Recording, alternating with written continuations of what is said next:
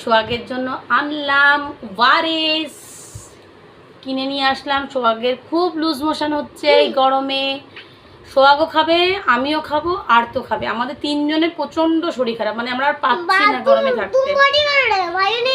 ভাইও কেউ দেবো, মাম্মামও খাবে, সোহাগও খাবে। এই যে ওয়ারেস ভরছি, বাইরে থেকে কিনে নিয়ে আসলাম।